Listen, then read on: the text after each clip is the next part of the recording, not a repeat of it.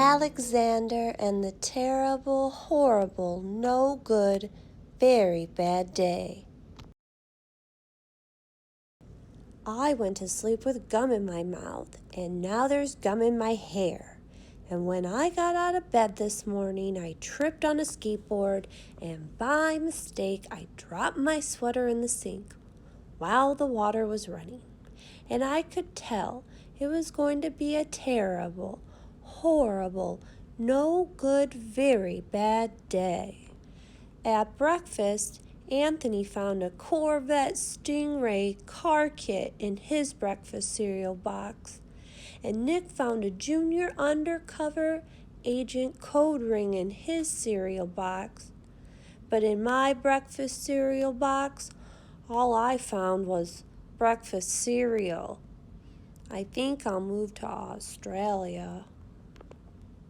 In the carpool, Miss Gibson let Becky have a seat by the window. Audrey and Elliot got seats by the window too. I said I was being scrunched, and I said I was being smushed. I said, if I don't get a seat by the window, I'm going to be car sick. No one even answered. I could tell it was going to be a terrible, horrible, no good, very bad day.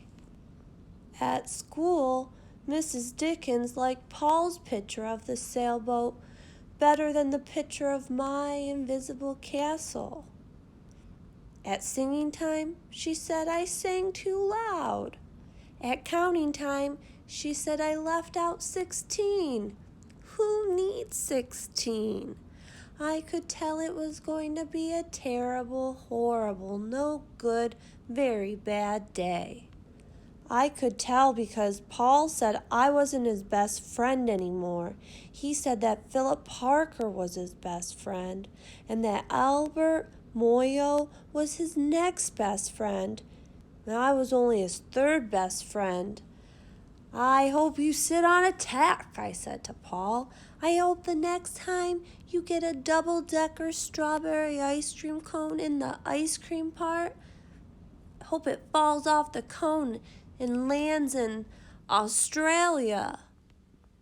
There were 2 cupcakes in Philip Parker's lunch bag, and Albert got a Hershey bar with almonds, and Paul's mother gave him a piece of jelly roll that had coconut sprinkles on top. Guess whose mother forgot to put in dessert? It was a terrible, horrible, no good, very bad day. That's what it was, because after school, my mom took us all to the dentist, and Dr. Fields found a cavity just in me. Come back next week and I'll fix it, said Dr. Fields. Next week, I said, I'm going to Australia. On the way downstairs, the elevator door closed on my foot. While we were waiting for my mom to get the car, Anthony made me fall where it was muddy, and then I started crying because of the mud. Nick said I was a crybaby. And while I was punching Nick for saying crybaby, my mom came back with the car and scolded me for being muddy and fighting. I'm having a terrible, horrible, no good, very bad day. I told everybody. No one even answered. So then, when we went to the shoe store to buy some sneakers, Anthony chose white ones with blue stripes. Nick chose red ones with white stripes. I chose blue ones with red stripes. But then the shoe man said, "We're all sold out." They made me buy plain old white ones, but they can't make me wear them.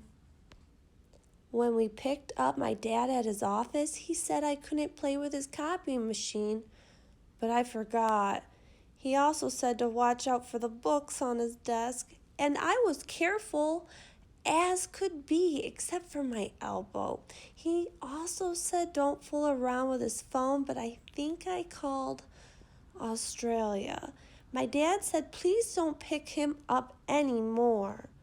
It was a terrible, horrible, no good, very bad day. There were lima beans for dinner, and I hate limas. There was kissing on TV, bleh, and I hate kissing. My bath was too hot. I got soap in my eyes. My marble went down the drain, and I had to wear my railroad train pajamas. I hate my railroad train pajamas. When I went to bed, Nick took back the pillow he said I could keep, and the Mickey Mouse nightlight burned out, and I bit my tongue. The cat wants to sleep with Anthony, not with me. It has been a terrible, horrible, no good, very bad day. My mom says some days are like that, even in Australia.